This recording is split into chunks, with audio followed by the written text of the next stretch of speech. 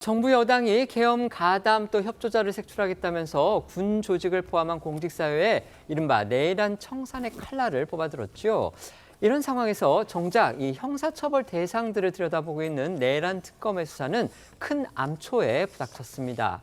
어제와 오늘 새벽 박성재 전 법무부 장관 그리고 황교안 전 국무총리에 대해서 내란 특검이 청구한 구속영장이 모두 줄줄이 기각이 됐습니다. 그렇습니다. 어제 서울중앙지법에서 남세진 영장 전담 부장판사가 담당한 박성재 전 장관의 영장실질심사와 박정호 영장 전담 부장판사가 담당한 이 황교안 전 총리에 대한 영장실질심사가 연달아 진행이 됐었는데요.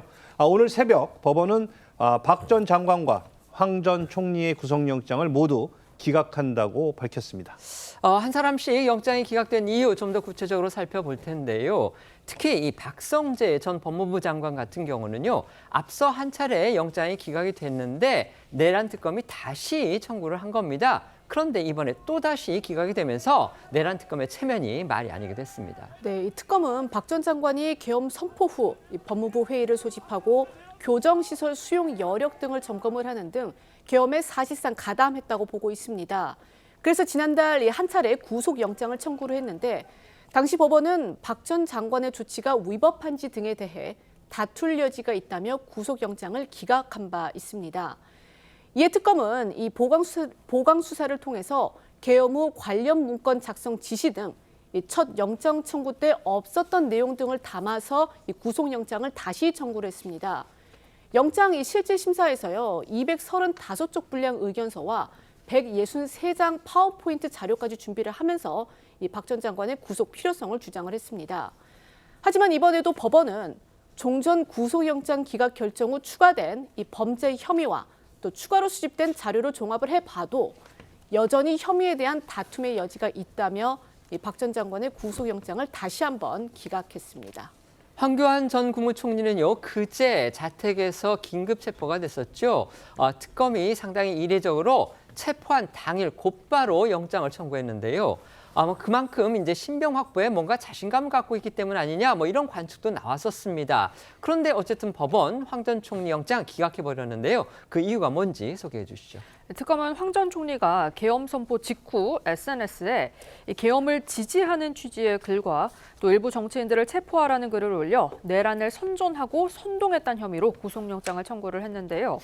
법원은 객관적 사실관계에 대해 증거가 상당 부분 수집이 됐고 도주나 증거인멸의 염려 등 구속 사유에 대한 소명도 부족하다며 황 전 총리에 대한 구속영장을 기각했습니다. 박 전 장관은 법원의 기각 결정에 감사를 표하면서 거듭 자신의 혐의에 대해 부인하는 입장을 냈고요. 체포나 조사 과정에서 강하게 반발했던 황 전 총리 역시 법원의 기각 결정이 나온 뒤 거듭 특검을 비판했었는데요. 이 두 사람의 목소리 들어보겠습니다. 두 번째 영장 기각인데 어떻게 생각하십니까?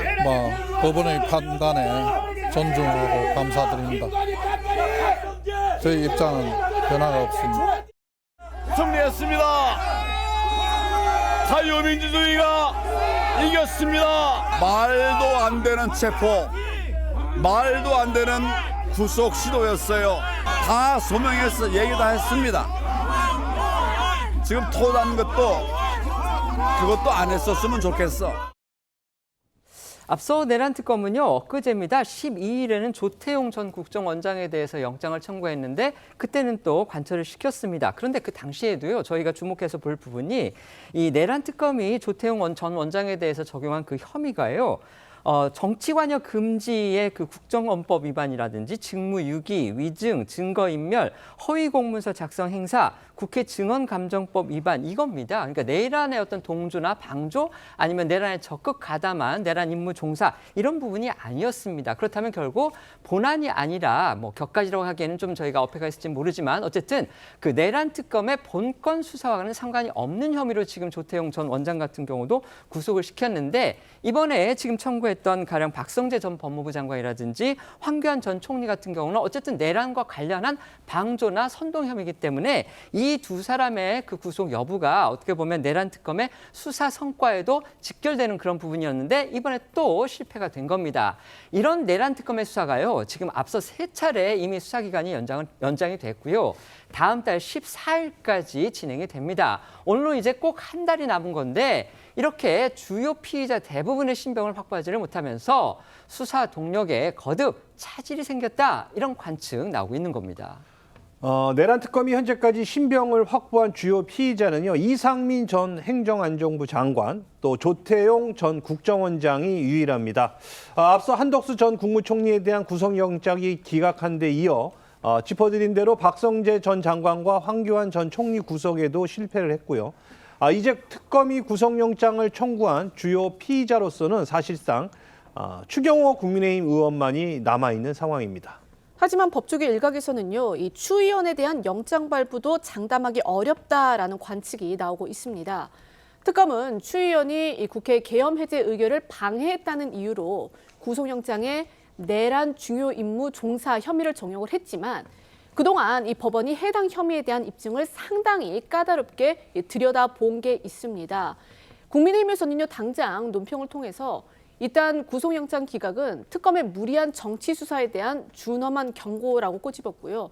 민주당의 내란 선동 프레임에 편승한 사냥식 수사라며 이 내란 특검의 수사 동력이 이미 흔들리고 있다고 비판했습니다. 반면 민주당에서는요, 오늘 오전 11시를 좀 넘어서 이 박성재, 황교안 구속영장 기각 규탄 기자회견을 열었습니다. 그러면서 사법부가 내란 세력의 방패막이가 됐다고 비판을 했고요. 이 판사 출신인 박범계 의원의 경우 법원이 여전히 이 다툼의 여지가 있다며 박 전 장관 구속영장을 기각을 했는데, 그런 식이라면 이 구속 기소된 사건도 여전히 다툼 여지가 있어서 재판을 하는 것 아니냐며 허접 그 자체의 이유다라고 말했습니다.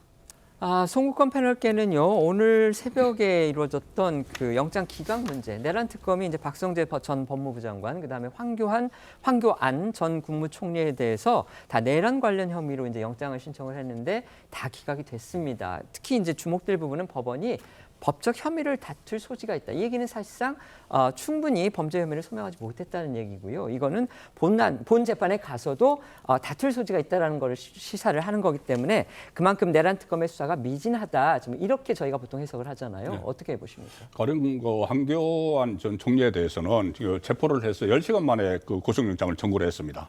그래서 충분히 수사가 이루어졌는가, 이런 부분들도 논란이 되고 있는 것이고, 얼마 전에 그 해병특검이 무더기로 구속영장을 신청을 했다가 기각됐지 않습니까? 또 일제히 다 기각이 되고 한 사람만 구속이 됐는데, 그것에 이어서 이제 어떤 무리한 수사 논란은 불가피하게 됐어요. 그런데 조은석 특검만 가지고 이야기를 해보면은 그 전에 그 한덕수 전 총리하고 그 박성재 장관에 대해서 1차 영장을 신청했을 때 기각이 됐지 않습니까? 네. 기각이 돼서 동력이 떨어질 거라고 이야기를 했는데 그렇지 않았어요. 그때 뭐 민주당에서 영장 판사들을 비판을 하면서 오히려 민간이 들어가서 영장 심사를 해야 된다는 이야기까지 나왔거든요.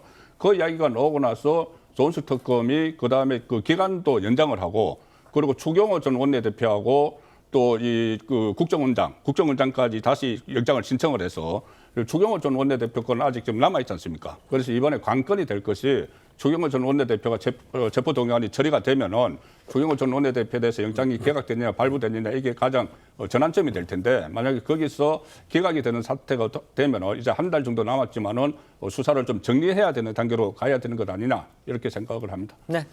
박성재 전 법무부 장관에 대한 그 영장 재청구가 기각된 거는 참 이해할 수가 없는 것 같아요. 여전히 다툼이 여지가 있다고 하는데, 사실 특검에서 보강해서 재청구를 한 부분들은 증거인멸의 상황이 농후하다.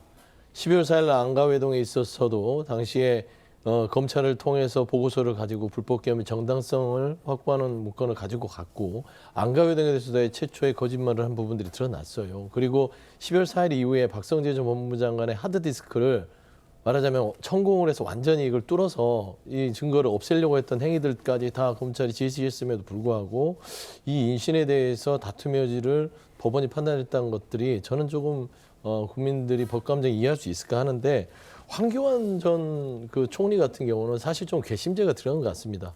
이 압수수색 영장을 거부하고 체포영장에 대한 그런 그 공권력에 도전한 부분이 있어서 10시간 만에 영장을 쳤으나, 사실 이 부분에 있어서는 SNS에 이미 증거가 있기 때문에 이 부분은 뭐 기각될 가능성이 높지 않았을까 봅니다. 네.